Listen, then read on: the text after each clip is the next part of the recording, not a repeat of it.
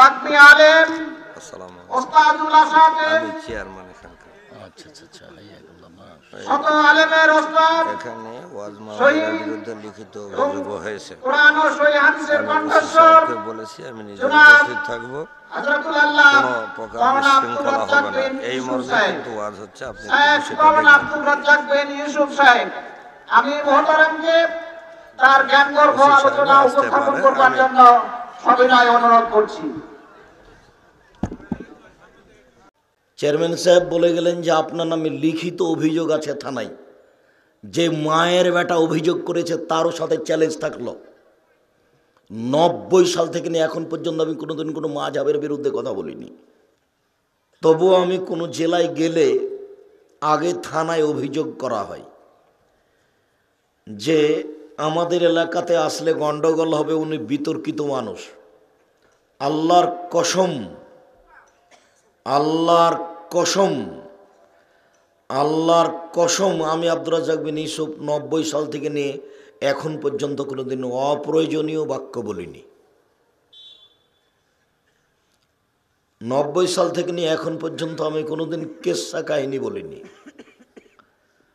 90 সাল থেকে নিয়ে এখন পর্যন্ত আমি কোনোদিন কোনো মাযহাবের কোনো ব্যক্তির বিরুদ্ধে বলিনি। শও বক্তব্য আছে, কোনো বক্তব্যের কোনো অংশে আমি কোনো মাযহাবের নিন্দা করছি এর কেউ প্রমাণ করতে পারবে না। তবুও আমি কোনো জেলায় গেলে আগে থানায় অভিযোগ করা হয় যে আমাদের এলাকাতে আসলে গন্ডগোল হবে, উনি বিতর্কিত মানুষ।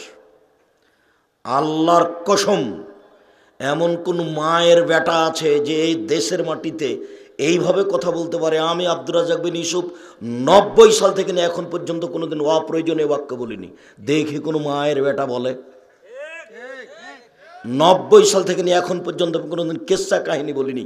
দেখি কোন মায়ের বেটা বলে এই দেশের মাটিতে? আমার বাড়ির নাম আমার মা রেখেছে মেহমানখানা। আপনি যাবেন, থাকবেন, খাবেন 3 মাস। 3 মাসের মধ্যে আমার পরিবারে যদি সরিষা সমপরিমাণ পর্দার ব্যতিক্রম দেখা যায়, আমি জাতির সামনে আর কোনো দিন জীবনে কথা বলবো না। এটা আমি 90 সাল থেকে বলছি। আপনি যান, 2-3 মাস থাকেন, কোনো সমস্যা নেই। আল্লাহ আপনার খাওয়ার ব্যবস্থা করে রেখেছে, সপরিবারে থাকবেন, খাবেন।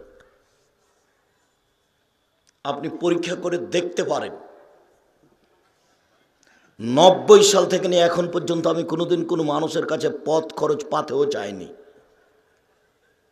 চেয়ারম্যান সাহেব বলে গেলেন যে আপনার নামে লিখিত অভিযোগ আছে থানায়, যে মায়ের বেটা অভিযোগ করেছে তারও সাথে চ্যালেঞ্জ থাকলো।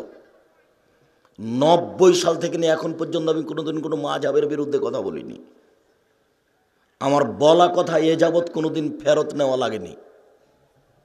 আল্লাহর কসম, আল্লাহর কসম, 90 সাল থেকে নিয়ে এখন পর্যন্ত আমি কোনোদিন কোনো মানুষের কাছে পথ খরচ পাতেও চাইনি। দিনাজপুরে একবার প্রোগ্রামে ছিলাম, নখর 1 পয়সাও দেয়নি, আমি ওখান থেকে ফিরে এসেছিলাম। আমি বলিনি যে পথ খরচটা দেন, ও বলতে পারবে না। পরীক্ষা করে দেখেছে, দেখি 1 পয়সা না দিয়ে কি করে। আজও পাঠায়নি, খরচ আমি দিয়েছিলাম। আমি প্রস্তুত আছি। ঢাকা, মুন্সিগঞ্জ, মানিকগঞ্জে গেছিলাম, আমার বিল ছিল 11,000, ওরা দিয়েছিল 5,000। ময়মনসিংহে গেছিলাম, আমার বিল ছিল 12,000, ওদের টাকা ছিল 6,000। এরকম বহু আছে। আমার জীবনে কোনোদিন আমি পয়সার জন্য মুখ খুলিনি। পয়সা আমার পিছনে পিছনে ঘুরে বেড়াই।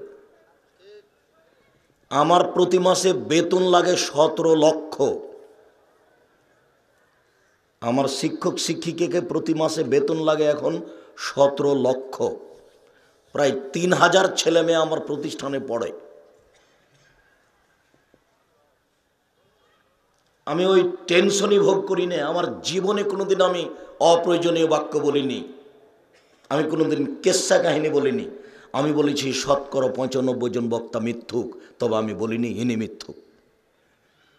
আমি বলেছি 98% জন মুফাসসির মিথ্যুক, তবে আমি বলিনি ইনি মিথ্যুক। কোনো মায়ের বেটার সাহস থাকলে তার বক্তব্য আমার সামনে পেশ করতে পারে, আমি তার কথায় কথায় মিথ্যা কথা দেখাবো। আমি কোরআন মাজিদের গায়ে মিথ্যা কথা দেখিয়েছি, বলেছি এর নাম কোরআন মাজিদ, লেখা আছে কোরআন শরীফ। 20 বছর থেকে বলছি কিয়ামত পর্যন্ত এর নাম কোরআন শরীফ হবে না, কি হবে? কোরআন মাজিদ হবে।